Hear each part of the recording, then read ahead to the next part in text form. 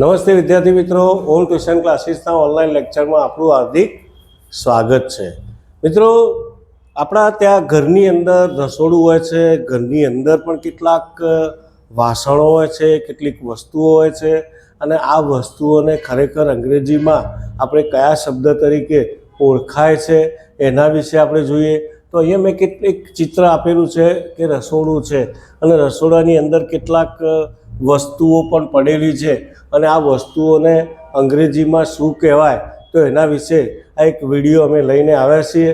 તો આ વિડીયોને ચોક્કસપણે નિહાળશો તો એમાં કેટલીક વસ્તુઓના તમને નામ અંગ્રેજીમાં આવડી જશે કે જે તમે જાણ્યા પણ નહીં હોય। તો મિત્રો જોઈએ કે ભાઈ કઈ વસ્તુઓને અંગ્રેજીમાં શું કહેવાય। તો પહેલી એક વસ્તુ છે વેલણ। તો વેલણને આપણે અંગ્રેજીમાં શું કહીશું તો શું કહીશું ભાઈ રોલિંગ પિન। રોલિંગ પિન એટલે શું થશે વેલણ। પછી જે આપણે રોટલી વણવા માટે જે આડણી વપરાય છે આડણી, તો એને ઇંગ્લિશમાં શું કહેવાય રોલિંગ બોર્ડ કહેવાય। શું કહેવાય રોલિંગ બોર્ડ, બરાબર।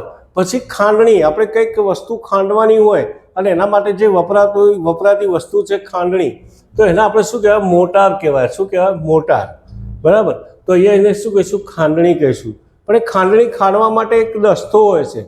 શું હોય છે દસ્તો, ખાંડણીમાં ખાંડવા માટે દસ્તો હોય। હવે એ દસ્તાને શું કહેવાય તો પેસ્ટલ કહેવાય। શું કહેવાય પેસ્ટલ કહીશું। પછી બીજું એક વસ્તુ છે નીડલ। નીડલ એ મીન્સ કે સોય, બરાબર। તો એ સોય પણ આપણે ઘણી વખત વાપરતા હોઈએ છીએ, તો સોયનું શું થશે ઇંગ્લિશમાં નીડલ થશે। પછી એક દોરો છે, દોરાને ઇંગ્લિશમાં શું કહેવાય તો થ્રેડ કહેવાય। શું કહેવાય થ્રેડ। બીજું કે પકડનો પણ આપણે ઘણી વખત ઉપયોગ કરતા હોઈએ છીએ, તો પકડને ખરેખર શું કહેવાય તો પ્લાયર્સ કહેવાય। શું કહેવાય મિત્રો પ્લાયર્સ। બીજું આપણે ભાત કાઢવા માટે શું વાપરીએ છીએ ભાતિયું વાપરીએ છીએ। શું વાપરીએ છીએ ભાતિયું। આપણી ભાષામાં એને ભાતિયું કહીએ છીએ, પણ અંગ્રેજીમાં એને શું કહીશું કે રાઈસ સ્પૂન કહેવાય। શું કહેવાય રાઈસ સ્પૂન। પછી બીજું કરવત છે, કરવતને અંગ્રેજીમાં શું કહેવાય સો કહેવાય। શું કહેવાય સો।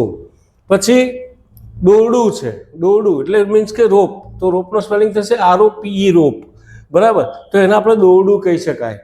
બીજું છીણી, આપણે જે વસ્તુ કંઈક છીણવા માટે બરાબર વસ્તુ વાપરતા હોઈએ છીએ, એ છીણીને અંગ્રેજીમાં શું કહેવાય ચીઝેલ કહેવાય। શું કહીશું એને ચીઝેલ। પછી કોઈ પણ સામાન હોય તો સામાનને અંગ્રેજીમાં આપણે શું કહીશું લગેજ કહીશું। કોઈ પણ વસ્તુ હોય એ બધી વસ્તુ ભેગી થાય તો ભેગી થયેલી વસ્તુને આપણે શું કહીશું સામાન કહીશું, અને સામાનને અંગ્રેજીમાં શું કહેવાય લગેજ કહેવાય। બીજું કોઈ પણ બધી વસ્તુઓ છે એ બધી વસ્તુઓને આપણે બહુવચનમાં, થિંગ એટલે વસ્તુ, પણ એ વસ્તુને બહુવચનમાં શું કહેવાય તો થિંગ્સ કહેવાય। શું કહેવાય થિંગ્સ કહેવાય। બીજું ચા ગરમ રાખવા માટે આપણે શાનો ઉપયોગ કરીએ છીએ કીટલીનો ઉપયોગ કરીએ છીએ, બરાબર। તો કીટલીને શું કીટલી જ કહેવાય, પણ એનો ઉચ્ચાર અહીંયા કેટલ થશે। શું થશે કેટલ। બીજું વલોણું છે, આપણે દાળ વલોવવા માટે કે છાશ વલોવવા માટે આપણે એક વલોણું વાપરતા હોઈએ છીએ, બરાબર। તો એ વલોણાને શું કહેવાય ચૂન કહેવાય। શું કહેવાય ચૂન।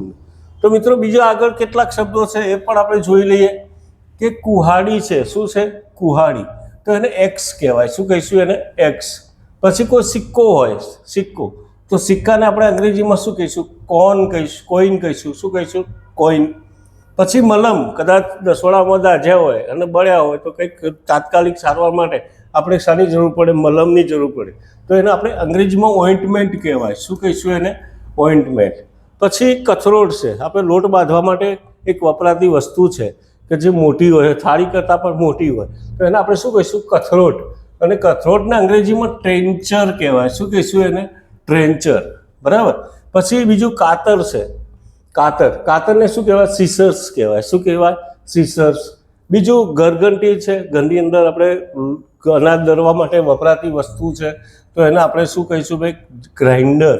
ગ્રાઇન્ડર એટલે શું કહેશે ગરગંટી। પછી ચાવણી, આપણે લોટ ચારવા માટે કે કઈ અનાજ કે દાણા ચારવા માટે શાનો ઉપયોગ કરતા હોઈએ છીએ ચારણીનો ઉપયોગ કરતા હોઈએ છીએ, અને ચારણીને આપણે ઇંગ્લિશમાં શું કહીશું શિફ્ટર, એનો ઉચ્ચાર શિફ્ટર થશે। બીજું કચરાપેટી, આપણે રોજ વાપરતા હોઈએ છીએ, રોજનો કચરો રોજ કચરાપેટીમાં આપણે નાખતા હોઈએ છીએ, તો કચરાપેટીને આપણે શું કહેવાય ડસ્ટબિન કહેવાય। શું કહેવાય ડસ્ટબિન। પછી સુપડી છે, એ કચરો ભેગો કરવા માટે પહેલાં કચરાપેટીમાં નાખવા પહેલાં એક સુપડીનો ઉપયોગ કરીએ છીએ, બરાબર। તે સુપડીને શું કહીશું આપણે ડસ્ટપેન કહેવાય। શું કહીશું મિત્રો? ડસ્ટપેન. પછી તપેલું, તપેલાને શું કહેવાય? લીડલ કહેવાય. શું કહેવાય? લીડલ.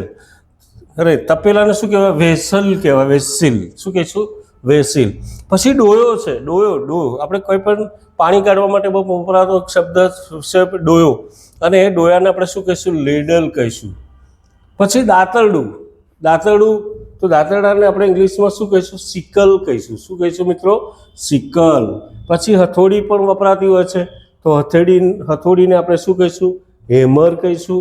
અને કઢાઈ, કે કંઈક તળવા માટે, પૂરીઓ તળવા માટે આપણે કઢાઈનો ઉપયોગ કરીએ છીએ, અને એ કઢાઈને આપણે શું કહીશું મિત્રો? વોક કહીશું. શું કહીશું? વોક. તો ઘણા બધા શબ્દો મેં આ વિડીયોની અંદર આવરી લીધેલા છે કે જે આપણે ખરેખર જાણતા નહીં હોતા. પણ જો મિત્રો, જો તમને આ વિડીયો પસંદ આવ્યો હોય તો એને લાઈક કરજો, શેર કરજો અને સબસ્ક્રાઈબ કરવાનું ભૂલતા નહીં. Thank you very much.